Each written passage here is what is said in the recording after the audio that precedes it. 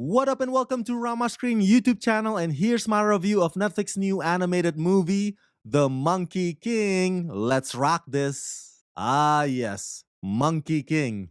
For those of us Asians, this particular character, dating back to 16th century Chinese mythology, is nothing new. Hell, you even recently saw a rendition of him, live action style, played by Daniel Wu on American-born Chinese series. So think of this movie as a reintroduction of the icon to American audiences, in hopes that by now, whenever Americans hear the term Monkey King, he would no longer be such a stranger to them. But on to the substance. Now that I've watched this entire film, what's my overall verdict?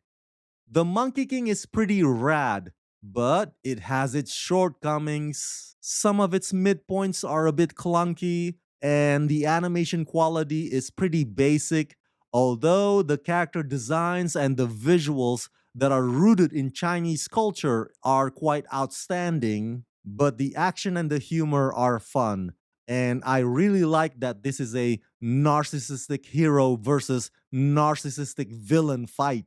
The film's hubris to humility themes are easy for kids to digest, and the film seems to be ambitiously promising a potential franchise, an idea that I, as an Asian American, can fully support. Directed by Anthony Stacchi, The Monkey King follows a rebellious and charismatic monkey and his magical fighting stick on an epic quest for victory over 100 demons, an eccentric dragon king, and Monkey's greatest foe of all, his own ego. Along the way, a young village girl challenges his self centered attitude and shows him that even the smallest pebble can have a big effect on the world. Starring Jimmy O. Yang, Jolie Hoang-Rappaport, Nan Lee, Bowen Yang, Jo Koy, Ron Yuan, Hoon Lee, and BD Wong. I've been a big fan of comedian Jimmy O. Yang for quite some time, and the way that he voices Monkey King in this film is perfect. So cocky and self serving, and at times off putting. Jimmy doesn't hold back one bit. Hilarious and effortless. Another funny Asian in the show business, Bowen Yang, voices the villain Dragon King, and Bowen brings so much of his uninhibited personality into this character, and it totally works on so many levels. The Monkey King brings up the question of how do you idolize a hero who doesn't have idealistic heroic qualities?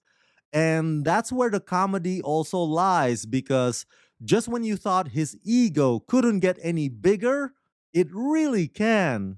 Surprisingly enough, it's the assistant, Lin, who helps move the story along. Lin is like the neck that moves the head.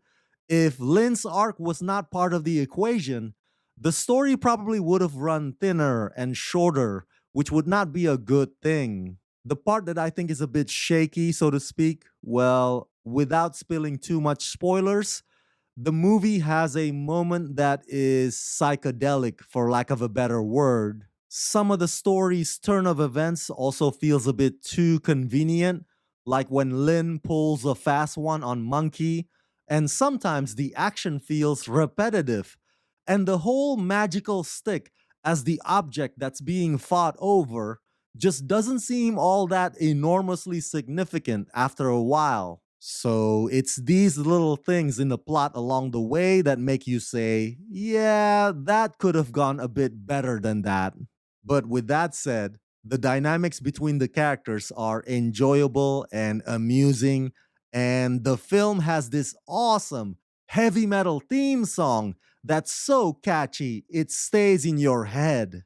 So yeah, overall I give The Monkey King the rating of 3.5 out of 5. This film is flawed and it falls short in some ways, but it's still a pretty cool animated film that the whole family can watch together. So that's it. That's my review of The Monkey King. Smash that like button. Share this video with everyone you know. Share your thoughts in the comment section below. And as always, subscribe, subscribe, subscribe. Let's rock this.